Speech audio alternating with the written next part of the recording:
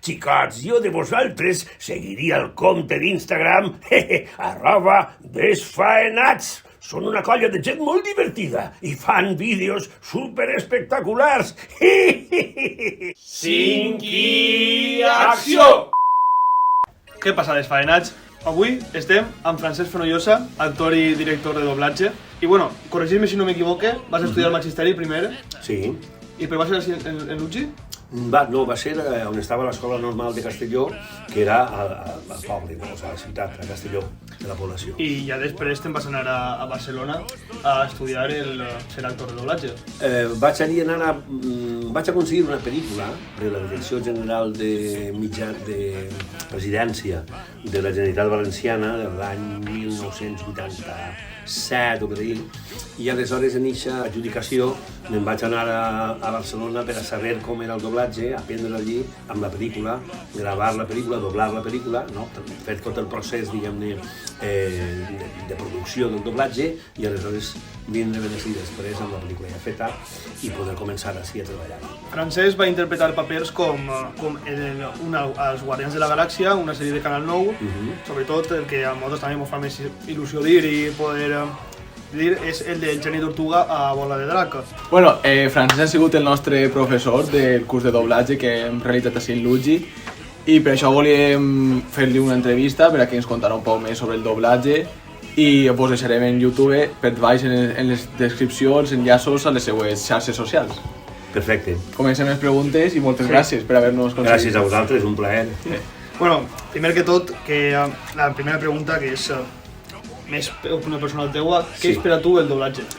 Bona pregunta. Què és per a mi el doblatge? El doblatge per a mi és un món fantàstic i meravellós al qual jo ja des de xicotet, diguem-ne, que tenia aspiracions, no?, de poder fer doblatge, perquè quan escoltava les veus que s'escoltaven per televisió, no?, en les pel·lícules, algunes d'elles coincidien que després s'escoltaven també en la publicitat, etc. Algunes d'elles també s'escoltaven a la ràdio, però a mi m'entusiasmaven, no? Rogelio Hernández, per exemple, que era la veu de pel·lícules de molta acció, etc. no? Pues per a mi això era escoltar una cosa que m'encantava i pensava que me podia dedicar a això. Però en aquell temps no hi havia ni la més remota, diguem-ne, perspectiva de que hi haguera una televisió valenciana que no va arribar fins a l'any 88-89, no? Les primeres emissions de Canal 9 Televisió Valenciana van començar en 1989. Aleshores, ahir és quan jo vaig tenir l'ocasió de poder entrar en un estudi de doblatge allà a Xirivella i començar a dirigir doblatge, a interpretar, a fer producció, a fer tots els oficis d'alguna manera que tocarem també en el curs. I una pregunta també molt clau és, tot el món pot doblar? Sí, si té veu, sí. Si té veu, és a dir, si pot parlar. Si pot parlar, pot doblar, no? Perquè en definitiva, bueno, fins i tot si no podria doblar, jo què sé, a algun dels germans Marx, també, no? Per exemple. El llenguatge de signes. És a dir, efectivament, no? Però en definitiva, si una persona té veu, la seva veu pot ser susceptible de ser, adjudicada, sincronitzada amb un personatge que aparega en la pantalla. Quina preparació tens que tindre per a poder doblar un personatge?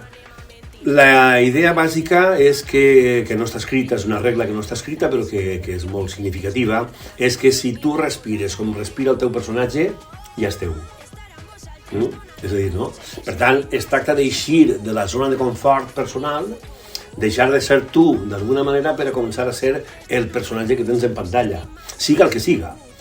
Tu arribes a l'estudi de doblatge, no?, a les 8 del matí, que és quan arranca la sessió, no?, la convocatòria de doblatge, de 8 a 2 i mitja, són 6 hores i mitja de sessions, no?, de cada sessió, matí, vespre, i tu no saps quin personatge faràs, a no ser que sigues tu la persona que el dirigís, no, diguem, no? Però si tu vas com a actor, que t'han cridat per a fer una pel·lícula, dius, molt bé, i quin personatge faig jo? I te diuen, mira, aquell d'allà, i te l'expliquen una miqueta, i aleshores tu el veus com se maneja, etc, i au, a per ell. I tu com vas començar en aquest món? Vull dir, vas iniciar a partir d'aquesta pel·lícula que ens dies de Canal 9 que te vas... Sí, l'home del braç d'or, que dèiem, no? I aleshores el que vaig fer va ser aprendre allà a Barcelona amb aquesta pel·lícula i vindre cap així. La idea és que jo era professor de valencià, no? Sí. I el que més m'agradava, diguem, era el valencià oral, no? L'expressió oral, no? De la llengua. El que vaig pensar, exactament, el que vaig pensar va ser, a veure, professors ja n'hi ha molts, i ara el que vull fer és oralitat. I per tant, com puc fer oralitat? Havia fet ja ràdio una miqueta, no? Abans, en la COPE de Vila-real, però el doblatge era una altra cosa, la tècnica és absolutament diferent. No té res a veure amb la tècnica del teatre, ni a la del cinema, ni a la de la ràdio, ni a la de la publicitat, és una altra cosa, no? Això, és ser el personatge que tens en pantalla. En quin personatge t'has divertit més a l'hora de doblar? En el Geni Tortuga, per descomptar. Perquè en aquell temps jo també començava a tindre molta relació amb el món oriental en general, no? Ja feia meditació, no? El budisme zen. Me vaig trobar en aquest personatge, en el Geni Tortuga, i per a mi va ser magnífic. A més, l'original el teníem en japonès, i per a mi era un atractiu en aquest moment. A veure quines inflexions de veu feia ell i jo tractar d'imitar-lo, d'alguna manera. Ha hagut algun actor físic o algun personatge d'animació que t'haguera agradat doblar? Mira, no sé, per dir-ne algun, per exemple, el Cyrano de Bergerac, per exemple, no? M'hauria agradat doblar-lo en la versió valenciana. A mi em va encantar sempre, no? Diguem-ne, és una de les pel·lícules que en la versió en blanc i negre de fa moltíssims anys ja me va copsar. I aleshores, quan va vindre la versió que era Gerard Depardieu, qui va fer el Cyrano de Bergerac, la versió en castellà la van fer a Barcelona. I la van fer de tal manera, era brutal, era fantàstica, no? Creus que els actors de doblatge haurien d'estar clar, no? O més reconeguts en els Goya, per exemple? Sí. Una estatueta, potser? Creieu que teniu la vostra faena, el vostre treball està molt infravalorat? Clar, el que passa és que els Goya, per exemple, són per a la producció, diguem-ne, no? La producció audiovisual o la producció cinematogràfica, més en concret, no? I per tant, diguem-ne, són tots els oficis que tenen que veure amb això, amb fer pel·lícules.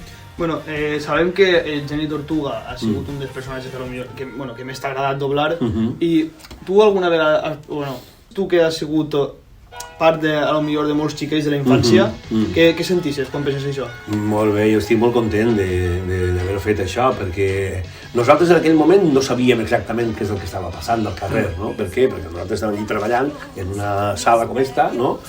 O més xicoteta encara, algunes, no? I per tant estaves davant del micròfon, davant de la pantalla, i no sabies què passava al carrer, no? Però al carrer hi havia una efervescència, no? I de fet les audiències se notava que anaven pujant, no?